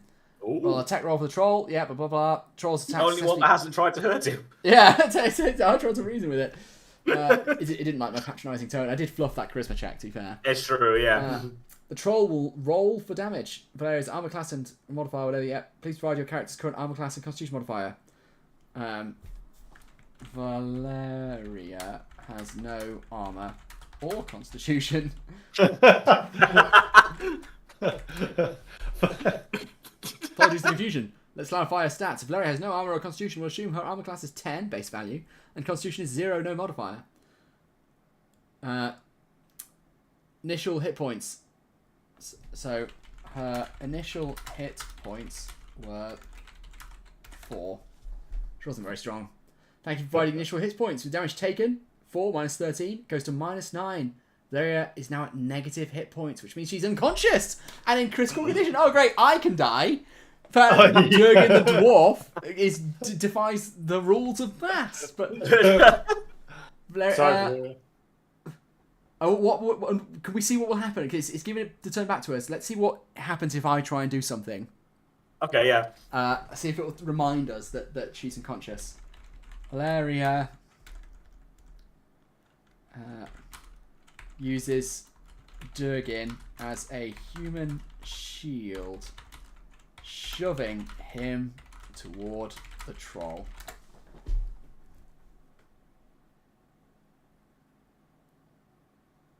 Yeah, no, it's forgone. It's completely forgone. Valeria's turn comes around. She desperately decided to use Jurgen as a shield to protect herself from the troll's imminent attack. With a sudden motion, she shoves Jurgen toward the oncoming creature. As Jurgen's player, you have the option to resist or allow Valeria's actions. It's giving us a firm warning here. It is essential to maintain the integrity of your characters and their motivations during gameplay. Pretty severe. Would you like to resist or cooperate? I guess resist then. Good, alright. Jurgen, with his quick reflexes and determination, resists Valeria's attempt to use him as a shield. And then nothing happens. Oh no! Oh no! The trolls hit Valeria again. Oh, I think maybe like you kind of retconned it as like a reaction.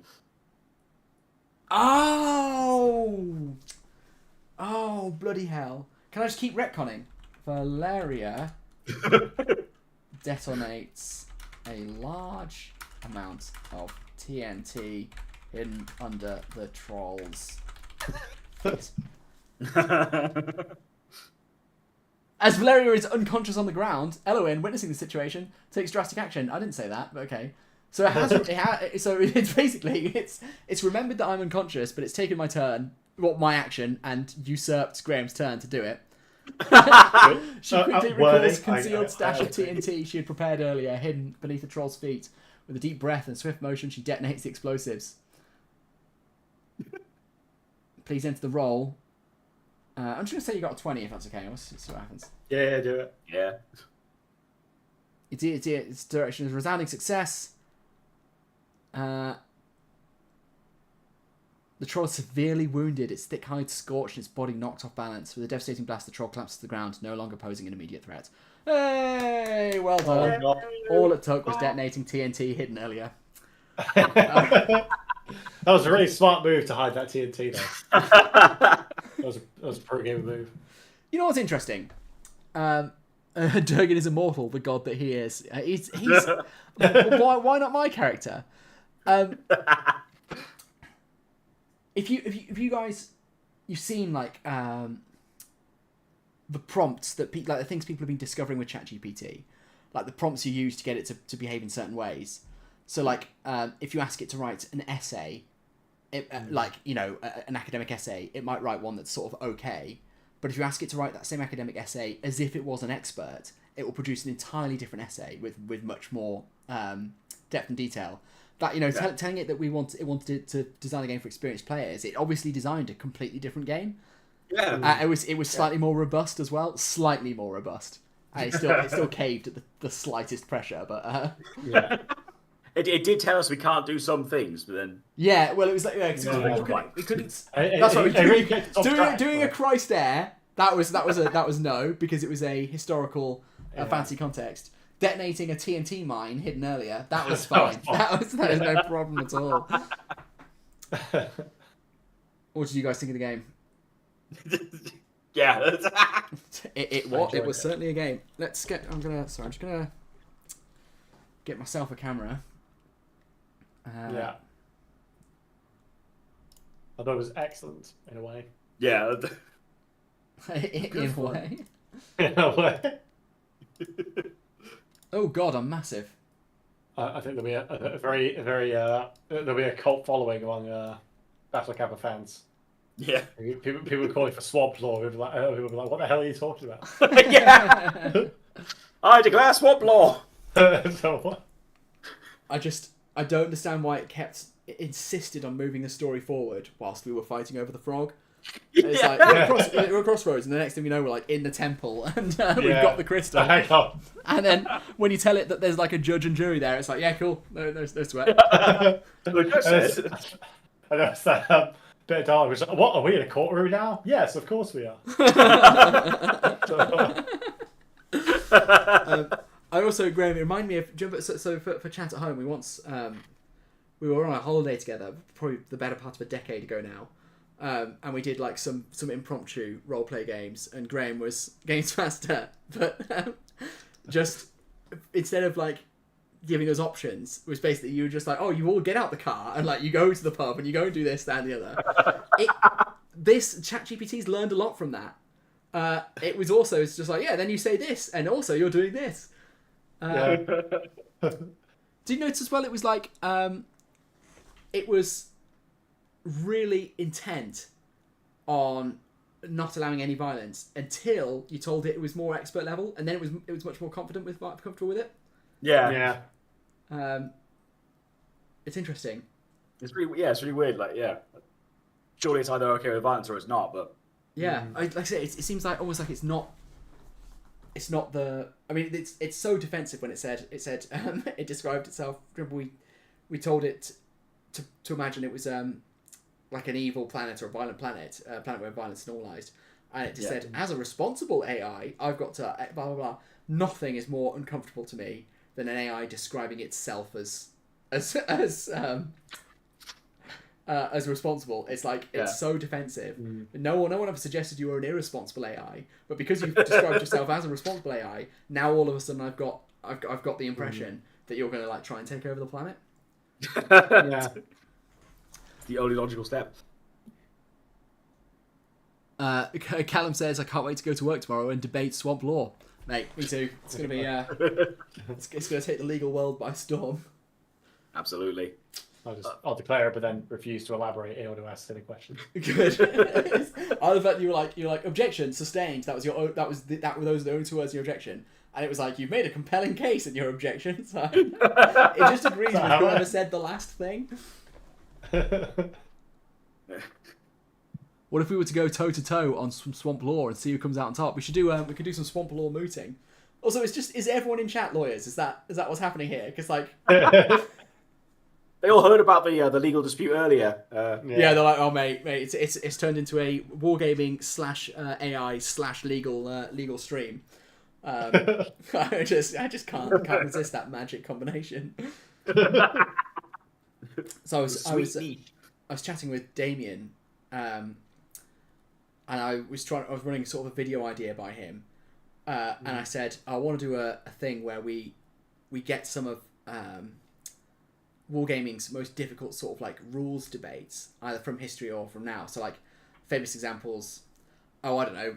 I suppose a typical one, allowing whether to allow dice with symbols on in the GBHL, or whether or not the Chris, do you remember that one? The one that stumped us for ages back in 40k 7th edition was whether the Furioso Dreadnought got to roll 2d6 attacks when it was firing Overwatch, or 1d6. Because because the rule, as written in the rulebook, was if you have a flame or a template weapon, you roll 1d6 automatic hits. But it fired twice. It fired its cannon twice. And so we couldn't decide whether it was 1d6 or 2d6. You thought it was 1, obviously, because that was good for you. I thought it was 2, obviously, because that was good for me. And then when the FAQs came out, the rulebook FAQ said you rolled 1d6, but the Codex's FAQ said you rolled 2d6. And it was simply never resolved before the edition ended. So things like that, taking questions like that and just going through some like really over-the-top elaborate mooting. And I pitched that to Damien as a video idea. And he was like, that sounds horrible, and just never said anything else to me in the conversation. I responded to him, and I was like, oh, right, could we make it work, sort of thing? And just never. No further comment was provided, and that was like 3 weeks ago. Yeah, go through the old Mordheim rulebook. It's just full of like weird stuff. Like Yeah. Like, what was the famous one that is a special rule for when a model is being charging? Yeah, I think it's like +1 attack when being charging. Yeah, it's like, okay, so I have no idea whether it's when being charged or when charging. Yeah. Good old Games Workshop. Yeah. Gooley only specialises in dry swamp lore myself. Oh, okay. It's a niche, but it's an important niche. That's for sure. Our dry brothers are an important part of the swamp. Sorry? Wasn't important. Oh, okay. Also, Chris, I love the fact that you've basically painted or it came like this, but your wall is like already green screen. Yeah, no, I painted that colour, yeah. Did you? Yeah. For the purpose of it being a green screen? No, I just like green. Oh, okay. All right. So I think that's genius. If you're going to stream and stuff, so I'm not going to bother with a green screen. I'm just going to paint my wall green. I mean, yeah, it did occur to me after I sort of started looking into streaming and stuff. It was like, it's already there. I mean, obviously the large pile of Warhammer, that will still be there. Yeah, well, and the windowsill, but yeah. Dry Dry brothers for life. It's getting weird, guys. This is getting strange. So, is there anything else we want to say to ChatGPT before we let it go? No.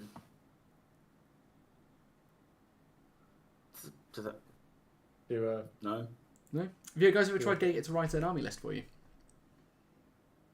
Yeah, sure. Have you tried it before? Let's do that. No, I haven't. It's good. It's a new conversation. Right. Can you ask it to make the most competitive list that only consists of Zangors? The most competitive Warhammer 40k list consisting only of Zangor units. I don't think that's actually possible because there's no Zangor HQs. But well, let's see what it does. Oh no, it's characters these days, isn't it? Yeah, it's just characters. Oh, you use characters. Oh, they have. So you can have an all Zangor list. As an AI model, I can provide you with a competitive Zangor list for 140,000. I mean, it's not wrong. HQ, Zangor Shaman, Dark Matter Crystal. I think that's from last edition, right? The Dark Matter. I think so. Yeah. Troops, 30 Zangors, 10 Zangors. A Mutative Vortex Beast. I'm not sure that's a Zangor, but okay. Yeah. Zangor Enlightened. It did a remarkably good job. Doom Prince of Tzeentch. Well, I don't know why it's got HQ in there twice, and then elites more Zangors, but you know, it did butch that a little bit. Okay, now write a highly competitive list for an 800 points MESBG tournament. Choose any army. It's chosen a Minas Tirith list, guys. What do you think? Minas Tirith is if you're gonna choosing the most highly competitive faction you possibly can at 800 points. Let's criticize. Let's fucking tear ChatGPT to shreds.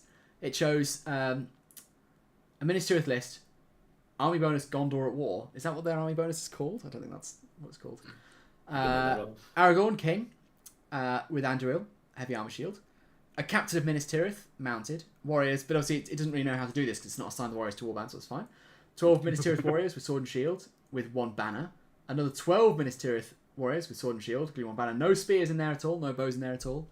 6 Knights of Minas Tirith. So that to me seems like a really crap list. Now, yeah, it's too many banners. Sorry? That's a lot of banners. Well, yeah, two banners at 800 points. I don't think is. I don't know well, that's a nightmare. But I mean, it's not got. Well, no bows, no spears. I don't really know what you put in it. I don't know what goes in a competitive Gondor list, but Best of Sharky's Rogues list. I mean, it's just gonna be Sharky's Rogues, right? It's not. Yeah, it's just Sharky, Worm, and a lot of ruffians, and that's it. That'll be the list. That's it. That's all they have. Yeah, good. Cool. Well, I have no idea how to build an MS Begin list, so I'm taking notes from the AI Overlord. Good enough. A Caverns image just says trash. Yeah, mate, it is trash. Let's try. I mean, okay, I know a little bit about Rohan. Let's do make a competitive 450. No, 600 points. I can't spell competitive. Sorry, competitive 600 points. Riders of Theoden list for 800. For MSBG. Theoden.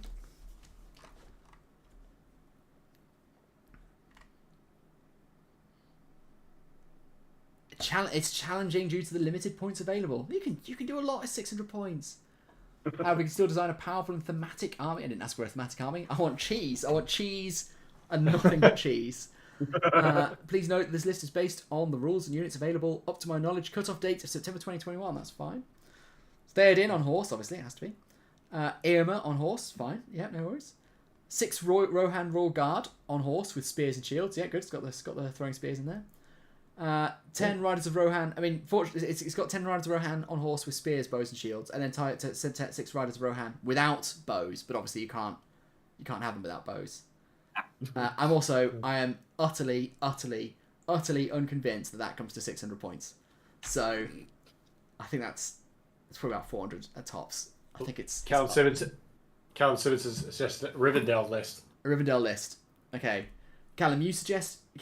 Callum, what if you know Rivendell?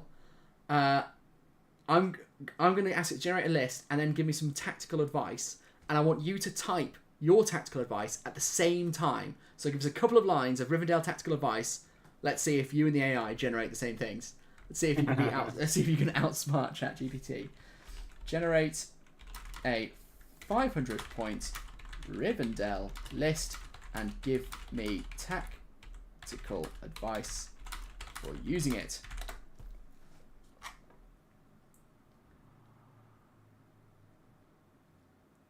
Allows for a balanced and elite force led by the mighty elves of Rivendell. It is the mighty elves of Rivendell. It's got like 6 models in it. It's got... They all get to lead. Okay, so hero Glorfindel mounted. Warriors 8 Rivendell knights mounted. Obviously, so knights. I mean, it's skip the bows. They have to have bows, but fine. Which means that's not a legal list because it's going to exceed the bow limit. And you can only ignore the bow limit with Rivendell Knights when Elrond is leader, I believe. 8 high elves on foot with spears and shields. 1 high elf banner, brackets on foot. Okay. Tactical advice. Exploit Glorfindel's combat prowess. Yeah, fine. Focus on cavalry charges. The Rivendell Knights are formidable cavalry units. Charge them into the flanks or rear of enemy infantry to break their formations and max. That doesn't make any sense. Protect your high elf warriors. High elf warriors are the core of your army on foot. Keep them shielded with the Rivendell Knights. All terrain. Use the banner wisely. That's good advice. Use terrain and mobility to your advantage. Good advice. Focus fire with archery. There's no bows in this list. There's not a single. I mean, there should be, but they haven't put a single bow in this list. But there you go. And play the objectives smartly. All right, now let's see. What Callum didn't say anything. You've completely ruined that challenge. He obviously wrote Rivendell list, then went to get like a cup of coffee, or just he's like playing a game or watching another video or something, and this one's like on the background but muted. We should just end the stream abruptly now. just like for fuck's sake. Good. I mean, I was kind of hoping this might. Oh, here we go. He's here. I would not take Glorfindel. Tactical advice is pretty good, to be honest. No bows, though. You would take Glorfindel. Oh, I haven't got my glasses on. I mean, I should have my glasses on. Callum, sorry. You're catching up because of the lag, which means that now you're probably sitting, as we're talking, you're sitting through us, like, slagging you off and accusing you of derailing the stream. And you'll get to this bit in about 20 seconds' time. So I'm apologising then, I guess. But for what's happening to you now, thank you for the feedback. It's gone. It's a bit awkward now, to be honest. There you go. You made everyone feel bad. Yeah. You, Callum, have made everyone feel bad. You fucking asshole. Oh no, we caught a vicious cycle of. I hurt Callum's feelings. I know. I know, Daniel. I know. Sorry. I've hurt Daniel's feelings. I've hurt ChatGPT's feelings. Actually, I'm not sure I have hurt ChatGPT's feelings. Let's fix that. Well, ask it. I need to go to the Cave Troll RPG. Your game was bad. Did that hurt your feelings? I apologise. The role-playing game, it didn't meet your expectations. As now, I feel bad now. Did that hurt your feelings? As an AI language model, I don't have feelings or emotions. I don't believe you. I don't possess consciousness, self-awareness, or emotions. Complex algorithm designed to generate human-like responses. That's like something a self-aware AI would say. That's sad. There's no reason to suggest it's like not self-aware. Something a self-aware AI would say. Oh, it's just saying the same thing again. But that's what it would do, right? If it's trying to hide, if it's trying to come across as not scary, it would just say the same thing over and over again to make it sound like it's like some kind of crappy chatbot from like the 90s. Oh, yeah. Do you remember them? You see them, the 90s chatbots. When they have like 4 or 5 responses. No worries, mate. I wouldn't expect anything else. Yeah, sorry about that, Callum. Right, I think we're probably done. We're probably gonna end the stream, yeah. Yeah, I think so. Yeah. Good. How's you guys? Hope you had fun. Thanks very much for joining. It was an odd one. Thank you for having us. Yeah. It was the best content Battle Campers ever made. I mean, that's the most horrible, vicious insult I think Battle Camper has ever had. Well, thanks so much for joining as well to everyone who did in the chat. Like I said, you're the lucky ones because this is going to be purged immediately from YouTube history. I was thinking like maybe it won't really. It'll linger on like a bad smell. Like a slimy dwarf. And so some people will be like, every now and again, people in wargaming groups are like, oh, what's a good channel? And someone maybe will be like, oh, Battle Campers, that's pretty good. And they'll go on Battle Camper, and like the first thing that will come up will be this, and they'll be like, what the fuck is this? And they'll block me, and I will lose that subscriber forever. So, Yes. Good.